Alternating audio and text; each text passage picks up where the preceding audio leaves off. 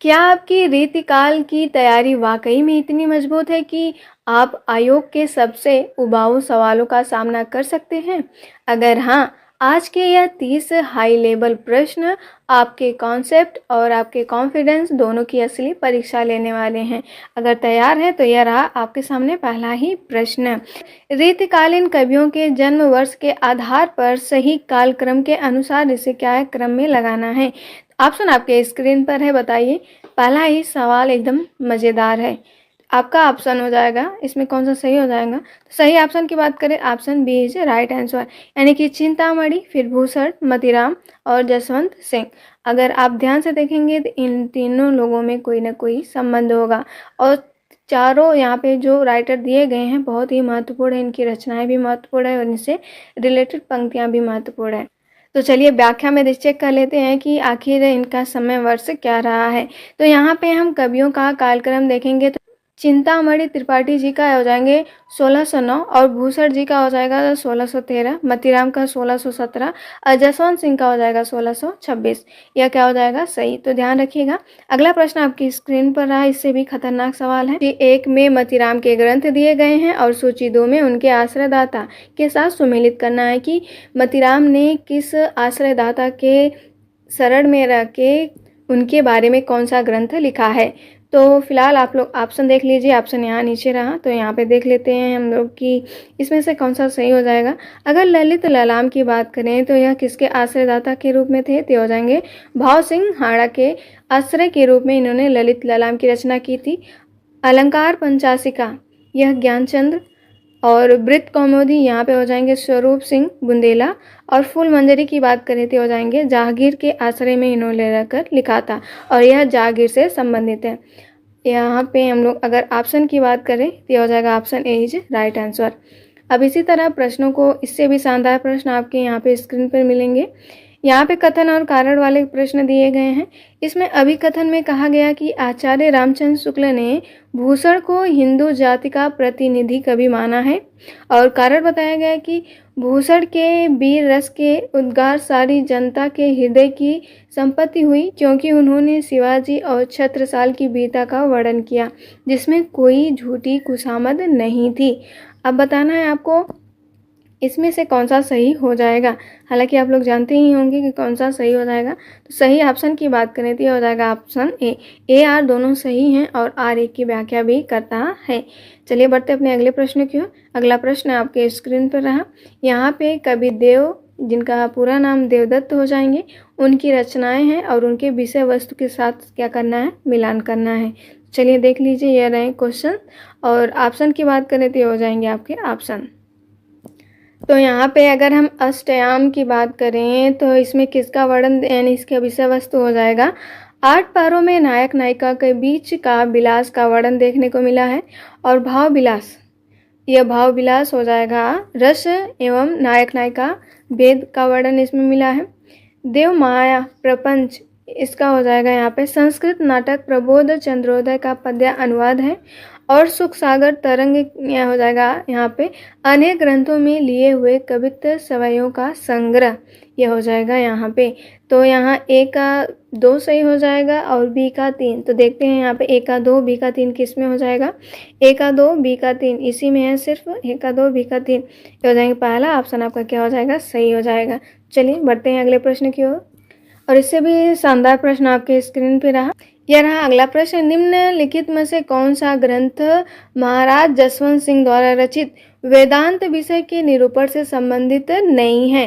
तो यहाँ आपको बताना है कि कौन सा वेदांत विषय से निरूपण से संबंधित नहीं है। तो यहाँ पे ए रहा है और ऑप्शन आपके स्क्रीन पे रहा आपका। तो यहाँ पे हम लोग देख लेते हैं कौन सा सही हो जाएगा। तो ये हो जाएगा आपका ऑप्शन, अगर यहाँ पे आपने बी सेलेक्ट किया है तो बिल्कुल सही है, क्योंकि यहाँ प्रबोध चंद्रोदय और भाषा भूषण वेदांत विषय के निरूपण से संबंधित नहीं है। और बाकी अपरोक्ष सिद्धांत हो जाएगा और आनंद विलास, यह क्या हो जाएगा? संबंधित हो जाएगा। तो ध्यान दीजिएगा, यह इंपॉर्टेंट प्रश्नों में से है, तो थोड़ी इसकी व्याख्या को और डिटेल में हम लोग देख लेते हैं कि जसवंत सिंह के वेदांत विषय कौन कौन से हो जाएंगे। एक तो आपने देखा कि अपरोक्ष सिद्धांत हो जाएगा, अनुभव प्रकाश होगा, आनंद विलास में आप भी देखा, सिद्धांत बोध, सिद्धांत सार, यह सब क्या हो जाएंगे? वेदांत विषयक। और यही भाषा भूषण की बात करें तो यह अलंकार निरूपण हो जाएगा और इसमें 212 दोहे देखने को मिलते हैं। और प्रबोध चंद्रोदय यह संस्कृत नाटक का पद्य अनुवाद है। कैसा है? संस्कृत नाटक का पद्य अनुवाद है। अब बताने वाला बात यह है कि जो प्रबोध चंद्रोदय आप देख रहे हैं, आखिर यह इसके राइटर कौन हो जाएंगे? आप लोग कमेंट करके अवश्य बताइएगा। अगला प्रश्न आपके स्क्रीन पर, यहाँ पर तो अपने अगले प्रश्न की ओर, छठवां प्रश्न आपके स्क्रीन पर। यहाँ पर भी क्या कहा जा रहा है कि निम्नलिखित यानी कि कुलपति मिश्र के संदर्भ में निम्नलिखित कथनों पर विचार करना है। तो चलिए विचार कर लेते हैं। ये रस ध्वनिवादी आचार्य थे, ये प्रसिद्ध कवि बिहारी लाल के भांजे थे और इनका कविता काल जो कि 1667 से 1686 तक माना जाता है। इन्होंने मम्मट के रस रहस्य का पद्य अनुवाद द्रोण पर्व नाम से किया था। इन्होंने मम्मट के रस रहस्य का जो पद्य अनुवाद है, इन्होंने द्रोण पर्व के नाम से किया था। अब आप फैक्ट देख लीजिए। अब यहाँ पे बताना है कि इसमें से कौन सा सही हो जाएगा। आपका थोड़ा सा आसान कर देते हैं, इन्हीं दोनों में से एक सही है। तो अगर सही ऑप्शन की बात करें तो ये हो जाएगा आपका ऑप्शन ए, यानी कि पहला, दूसरा, तीसरा क्या हो जाएंगे? सही। यह ध्वनिवादी आचार्य हैं, बिहारी लाल के भांजे थे और यहाँ पे इनका जो कविता काल का समय था 1667 से लेकर 1686 माना जाता है।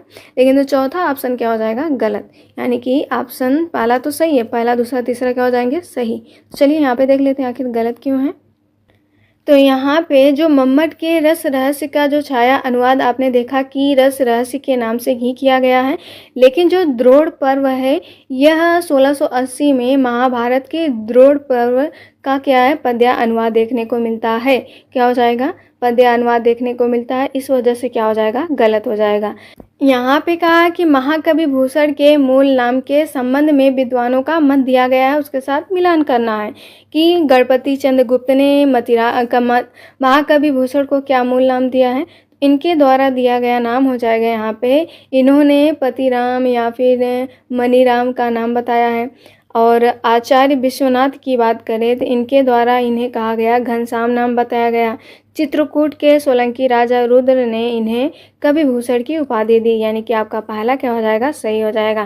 पहला ऑप्शन क्या हो जाएगा? सही हो जाएगा। चलिए बढ़ते अपने अगले प्रश्न की ओर। अगला प्रश्न आपके स्क्रीन पर रहा। यहाँ पे क्या पूछा जा रहा है? यहाँ पे कहा गया कि अगला प्रश्न आपकी स्क्रीन पर, छंद शास्त्र पर इनका विशद निरूपण और किसी कवि ने नहीं किया है। आचार्य रामचंद्र शुक्ल का यह कथन किस रीतिबद्ध कवि के लिए है? शुक्ल जी ने किसे कहा है? ऑप्शन आपके स्क्रीन पर है। तो यह हो जाएगा आपका ऑप्शन सी, यानी कि सुखदेव मिश्र को कहा है। किन्हें कहा है? तो सुखदेव मिश्र को कहा गया है। और चलिए थोड़ा डिटेल में देख लेते हैं। और यहाँ पे राजा राज सिंह गौड़ ने सुखदेव मिश्र को ही कवि राज की उपाधि भी दी थी। किसके द्वारा दिया गया था? तो यह पॉइंट आप लोग ध्यान रखिएगा। और अगला प्रश्न आपके स्क्रीन पर यह रहा कि तोष निधि, जिसे तोष कहा जाता है, यहाँ पे इनके संदर्भ में असत्य कथन का चयन करना है। इसमें ऐसा कौन सा कथन है जो कि असत्य है? तो यहाँ पे पहला देखते हैं, इनका मूल नाम तोष निधि था, यह रसवादी आचार्य थे, या फिर इनकी प्रमुख कृतियाँ यानी कि सुधा निधि जो कि 1634 में रची गई थी, यह चित्रकूट के सोलंकी राजा के आश्रित थे। सोलंकी राजा के आश्रित थे। अब इसमें आपको बताना है कि असत्य कौन सा होगा।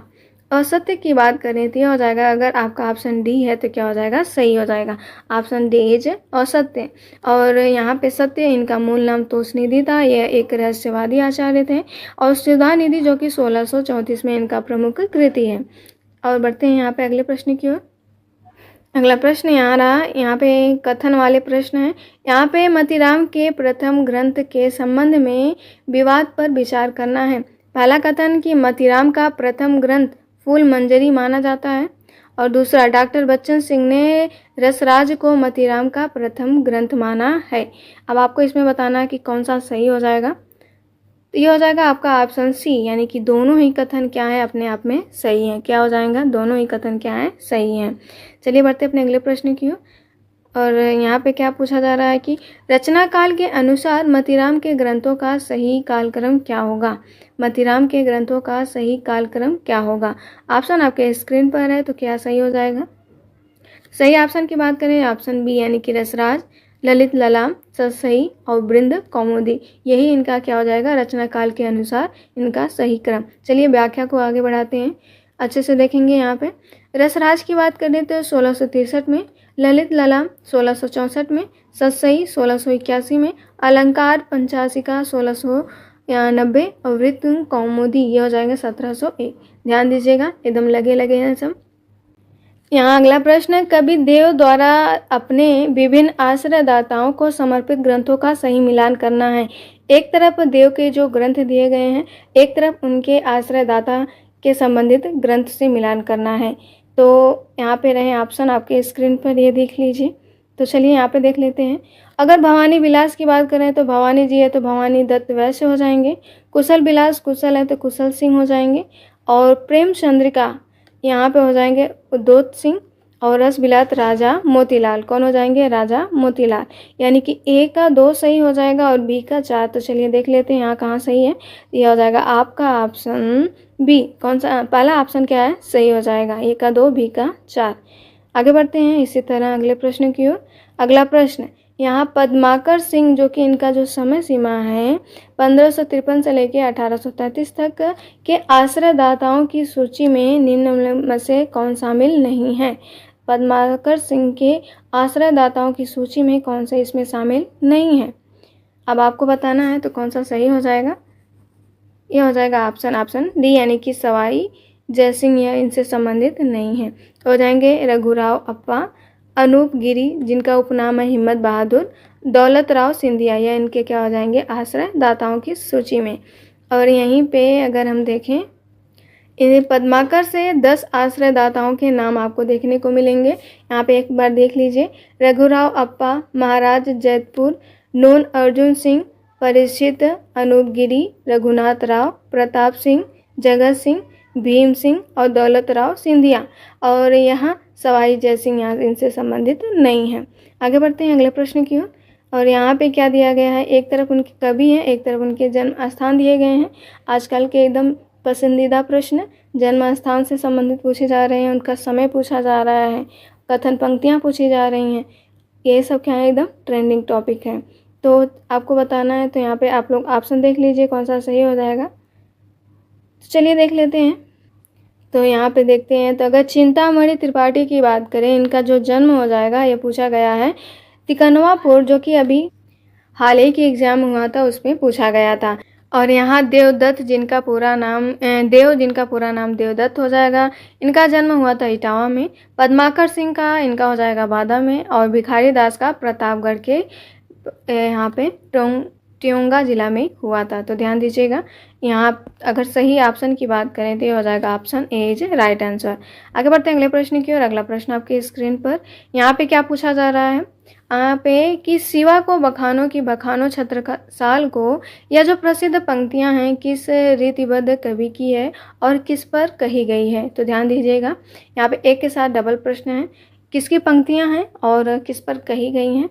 ऑप्शन आपके स्क्रीन पर है तो यह हो जाएगा आपका ऑप्शन बी, यानी कि यह भूषण की पंक्तियां हैं और महाराज छत्रसाल द्वारा पालकी को कंधा लगाने पर यह बात कही गई थी। चलिए बढ़ते अपने अगले प्रश्न की ओर। अगला प्रश्न आपके स्क्रीन पर रहा। अगला प्रश्न आपके स्क्रीन पर कुलपति मिश्र की रचनाओं को उनके रचना काल के अनुसार व्यवस्थित करना है। कुलपति की रचनाएं दी गई हैं तो आपको रचना काल के अनुसार उसे बताना है। ऑप्शन आपके स्क्रीन पर है तो कौन सा सही हो जाएगा, तो यह हो जाएगा आपका ऑप्शन ए, यानी कि यह सही, यानी कि रस रहस्य, द्रोण पर्व और युक्ति तरंगिणी, यही इसका क्या हो जाएगा सही क्रम। चलिए व्याख्या में देख लेते हैं इसका समय सीमा क्या होगा। रस रहस्य की बात करें तो 1670 में, द्रोण पर्व 1680 में, युक्ति तरंगिणी जो कि 1686 में। आगे बढ़ते हैं अगले प्रश्न की ओर। यहाँ पे कहा जा रहा है कि देव जिनका पूरा नाम देवदत्त है यह किस संप्रदाय में दीक्षित थे। तो किस संप्रदाय से दीक्षित थे तो हो जाएंगे ऑप्शन सी, यानी कि हित हरिवंश के अनन्य संप्रदाय से यह दीक्षित थे। यहाँ पे निम्न में से कौन चिंतामणि त्रिपाठी का सहोदर यानी कि सगा भाई नहीं था, तो कौन हो जाएंगे। ऑप्शन आपके स्क्रीन पर है तो ध्यान दीजिएगा। तो यह हो जाएगा ऑप्शन डी, यानी कि मतीराम हो जाएंगे, जटाशंकर त्रिपाठी और भूषण, यह सब क्या हो जाएंगे सगे भाई, लेकिन तो कुलपति मिश्र यह सगे भाई इनके नहीं हैं। और आगे बढ़ते हैं। यहाँ पे अगर कुलपति मिश्र की बात करें, यह बिहारी लाल के भांजे थे। कौन हो जाएंगे? इनके भांजे। अगला प्रश्न, सुखदेव मिश्र की प्रमुख कृतियों का सही समूह क्या होगा? सुखदेव मिश्र की सही कृतियों का समूह क्या हो जाएगा? तो सही ऑप्शन की बात करें, हो जाएगा ऑप्शन ए, यानी कि वृत्त विचार, छंद विचार, रसावड़ और श्रृंगार लता। यही क्या हो जाएगा? सही क्रम होगा। चलिए यहाँ व्याख्या में देख लेते हैं इसका समय क्या है। वृत्त विचार की बात करें तो 1671 में, छंद विचार फिर फाजिल अली प्रकाश, रसावड़, श्रृंगार लता, आध्यात्म प्रकाश जो कि 1698 में, और दशरथ राय, यह सब क्या हो जाएंगी? इनकी रचनाएं हो जाएंगी। आगे बढ़ते हैं अगले प्रश्न की ओर। और यहाँ पे कहा जा रहा है कि वृत्त कौमुदी, जिसमें छंदसार से संबंधित है, के संबंध में आचार्य रामचंद्र शुक्ल का क्या मत है? एकदम इम्पोर्टेंट रहेगा, ध्यान दीजिएगा। उनका कौन सा मत सही हो जाएगा? ये हो जाएगा ऑप्शन बी, यानी कि इसे महाराज शंभुनाथ सोलंकी के लिए लिखा गया माना जाता है। किसके लिए लिखा माना जाता है? तो महाराज शंभुनाथ सोलंकी। ध्यान दीजिएगा, वृत्त कौमुदी उन्हीं से संबंधित है। आगे बढ़ते हैं अगले प्रश्न की ओर। और यहाँ पे क्या कहा जा रहा है कि आचार्य रामचंद्र शुक्ल के अनुसार रीतिकाल का प्रवर्तक किसे माना जाता है? कई बार पूछा है तो ध्यान दीजिएगा, किसे माना जाता है? ये हो जाएगा ऑप्शन बी, यानी कि चिंतामणि त्रिपाठी को माना जाता है। किन्हें माना जाता है? तो चिंतामणि त्रिपाठी को।